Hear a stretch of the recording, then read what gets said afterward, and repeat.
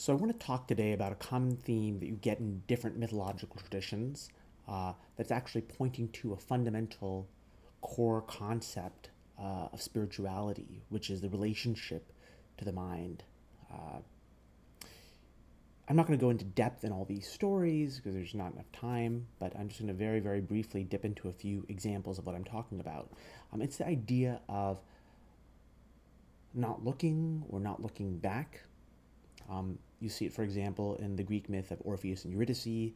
Orpheus loses his lover Eurydice. She goes into the underworld. He goes to rescue her. He's allowed to take her back, uh, but on the condition that uh, as she's following him, he not look back. And of course, he is tempted to look back. He looks back and he loses her. You have the same idea in the Bible of Lot and Lot's wife. They were instructed, don't look back.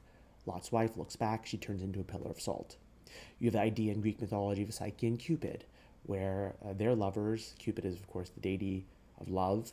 And, you know, there's instruction to Psyche not to try to look at him and find out his identity. And she does, and of course, she loses him in the process. Um, and you have these ideas, therefore, in sort of many different traditions of this not looking. Right? You have the idea again pulling from Greek mythology, um, of Odysseus, who goes past um, the sirens. The sirens have lovely music, of course, but if you listen to their music, then you're irresistibly compelled to swim towards them, where they are actually witches who essentially consume you. Monsters, really, I should say. He comes up with a very clever plan. He gets himself bound with rope to the mast of his ship. He tells his sailors, who have their ears stuffed, to, under no condition, allow him off the ship until they've passed the sirens. And that way he's able to listen to the music without being lured to his death. But the key point of all of these stories is they're pointing to a spiritual truth. And the spiritual truth is the mind is this kind of cavern of treasures. It is this fountain of creativity, of knowledge, of beauty, right? It is this ever gushing energy, which is bliss.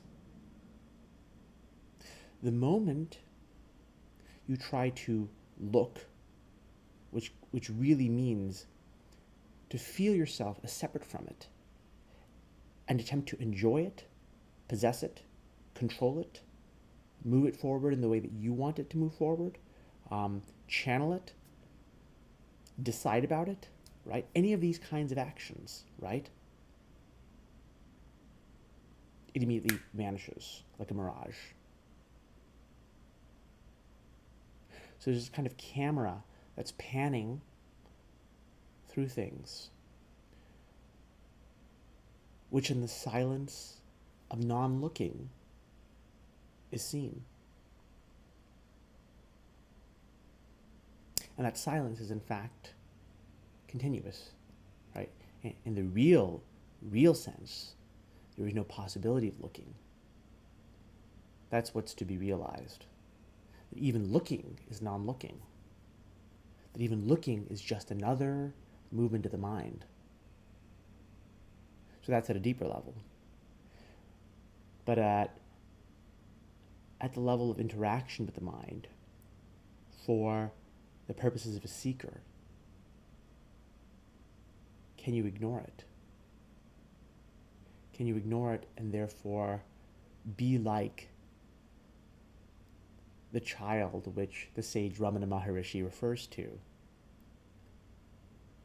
who is fed at the breast while asleep and doesn't even realize they're being fed?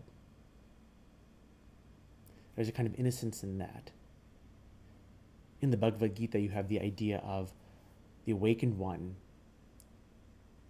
for whom the normal world is darkness, but for whom the darkness or the night for everyone else is his or her waking.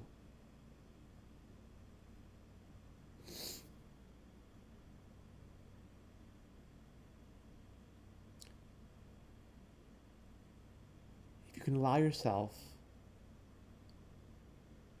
not to touch the concepts of individuality, which is to say,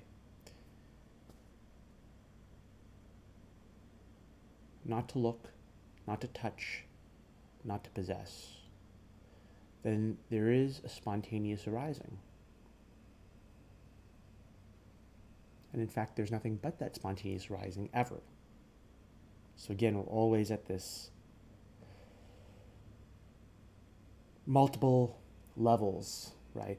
This is the way the seeker has to consider things. One level at the level of effort, one level at the level of change, one level at the level of knowing and ignorance, right? Don't look, as opposed to look. At a deeper level, there's no way in which one can do wrong, because even the looking is itself an object looked at.